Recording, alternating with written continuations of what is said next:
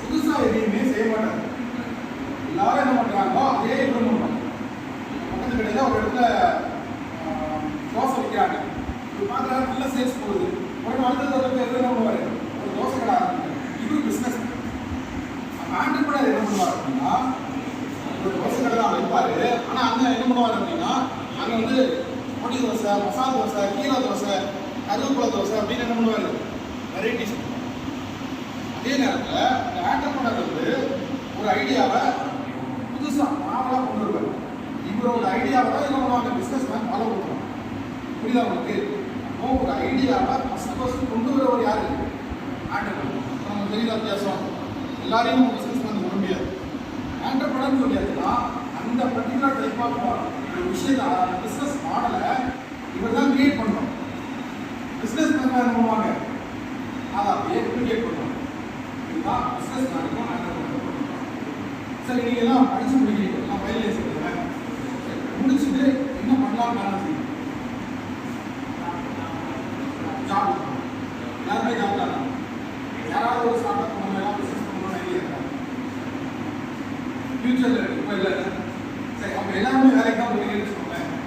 சரி, நீங்கள் வேலைக்கு போகிறீங்க, இதில் எத்தனை பேர் கவர்மெண்ட் ஜாப் பண்ணீங்க? நான் கேட்டது பிடிக்கும், சரியா? எல்லாரும் கிடைக்கும்.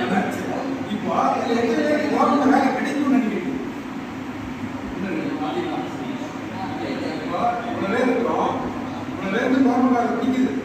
ஆனால் எனக்கு கிடைக்குமான்னு பார்த்தாச்சுன்னா 2 பேர் மட்டும் கான்ஃபிடண்டாக இருக்கிறாங்க. சரி, இப்போ அவங்க கவர்மெண்ட் வேலை கிடைச்சோம், நல்லா சம்பளத்துக்கு கிளைம் ஆகுன்னு சொல்லுவாங்க. மற்ற எல்லாருக்கும் எவ்வளோ சம்பளம் கிடைக்கும்னு நினைக்கிறேன்? அதோட அதிகமாகவே கிடைக்கும் சார்.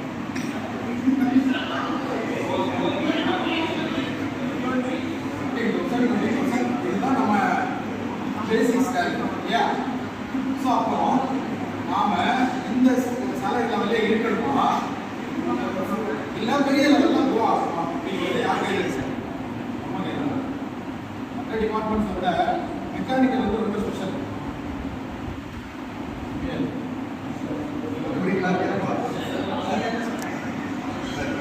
எப்பவுமே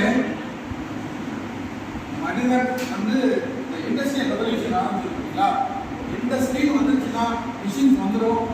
மிஷின் வந்ததுன்னா எல்லாருக்கும் வேலை. இப்போ எவ்வளோதான் பெரிய ஏஐ டெக்னாலஜி கொண்டு வந்தாலும் அந்த ஏஐ ஒரு மிஷினை தான் இயக்க போகுது. அந்த மிஷினை யார் கண்ட்ரோல் பண்ண முடியும்?